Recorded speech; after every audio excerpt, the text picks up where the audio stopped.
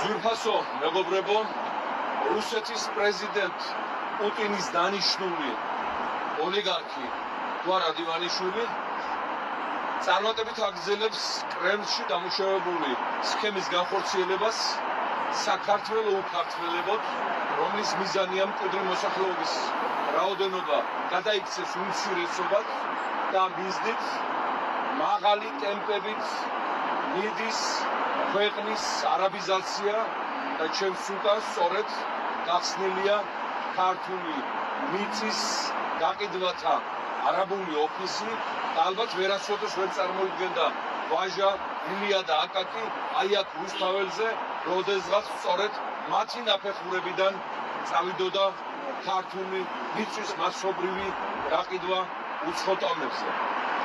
დღეს გადაეცა ამ კომპანიის პრეზიდენტ მუჰამედ ალამბარს ლეიბორისტული პარტიის და მთლიანად ქართველი ერის მიმართვა იმის თაობაზე, რომ რეჟიმი ვისთან შეთანხმებითაც მან დაიწყო არაბიზაცია თბილისში, რუსთავში, გონიოში, კასპში, ბაზალეთში, მცხეთაში და მთელ საქართველოში, ეს რეჟიმი არის არალეგიტიმური, უკანონო და მასთან გაფორმებული ყველანაირი კონტრაქტები არ ატარებენ იურიდიული ძალის ასპექტებს და შესაბამისად წარმოადგენს უკანონო გარიგებას, რომელიც ხელისუფლების შეცვლისთანავე იქნება გაუქმებული და დავას ვერცერთ არბიტრაჟში არაბული კომპანია ვერ მოიგებს და თუილად წყალში ჩაეყრება გაწეული ხარჯები, თუკი რამეს აპირებს ამ მიმართულებით. გარდა ამისა, ჩვენ ვაფრთხილებთ არაბულ კომპანიას ბატონ მუჰამედს, რომ რეჟიმი, რომელთანაც მას აქვს საკონტრაქტო ურთიერთობა ქართული მიწის წაღებისა და ხალხის გადაშენების დარგში, სანქცირებულია ამერიკის შეერთებული შტატებიდან, ევროპიდან და მსოფლიოს დემოკრატიული სამყაროდან.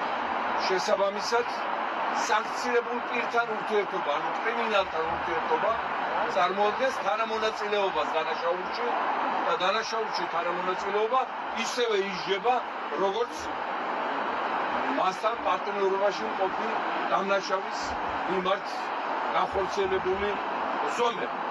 შესაბამისად, თუ არაბული კომპანია და ბატონი მუჰამედ ალამბარი არ შეწყვეტს ქართული მიწების მითვისების პროცესს, არ დახურავს ამ ოფისს, რომელიც რუსთაველზე გახსნეს და ფართო რეკლამა ხორციელდება მისი საქმიანობის, მაშინ ამ შემთხვევაში ჩვენ ამ კომპანიის იგივე ჰილსის ემა არის და ბატონ ალამბარის სანქცირების საკითხს დავსვათ ამერიკის შეერთებული შტატების ხელისუფლების, ევროკავშირის და მსოფლიო დემოკრატიული სამყაროს წინაშე.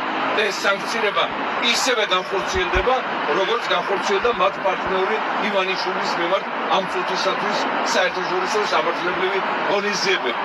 იმედია ბატონ ალამბარს, რომელიც ცნობილია თავისი კომპანიით, როგორც თაღლითი და გადამგდები კორპორაცია, ამის გამო მათ შეექმნათ პრობლემები მონტენეგროში, ბალკანეთში, სერბეთში, უნგრეთში, ბალტიისპირეთში, ინდოეთში, იმიტომ არიან თაღლითები ივანიშვილივი და ყიდიან ჰაერს ყიდიან, ანუ დომინოს პრინციპით აგრძელებენ მუშაობას, უამრავი გადაგდებული და განადგურებული გარემოს ფაქტები მთელ მსოფლიოში ამ კომპანიის მიმართ ცნობილია.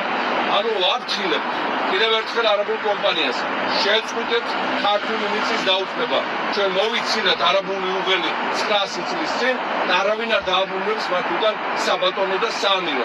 შეწყვიტეთ წინანდელ შემთხვევაში გაწეული ხარჯები აღარ დაგიბრუნდება და კონტრაქტების შეწყვეტა რეჟიმის წასვლისთანავე, ეს ერთი და მეორე თქვენც იქნებით წარდგენილი საერთაშორისო სანქციებზე ივანიშვილისა და მისი რეჟიმის გვერდით, როგორც მათი თანამონაწილეები და შეთქმულების აქტიური განმახორციელებლები ქართველი ხალხისა და ქართული სახელმწიფოს მიმართ.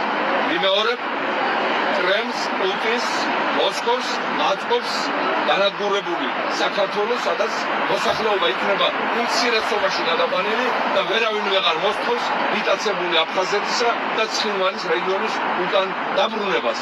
დღეს ისინი ამას ახორციელებენ ივანიშვილის და არაბების საშუალებით. აი მე-18 საუკუნის ბოლოს ამას ისინი ახორციელებდნენ ასევე მოღალატე ქართველებისა და ირანელების საშუალებით, რომლებიც შემოგვისიეს მუხლუჩობზე დაგვაყენეს და ისე შეგვაწყვიეს იმპერიის შემადგენლობაში. ისტორია ისევ მეორდება, მაგრამ წინასწარ ვაფრთხილებ მოსკოვს და პუტინს, რომ ისტორიის გამეორებას ამ გაგებით აღარ დაუშვებს ქართული ხალხი. ძალიან დიდი მადლობა ყურადღებისთვის.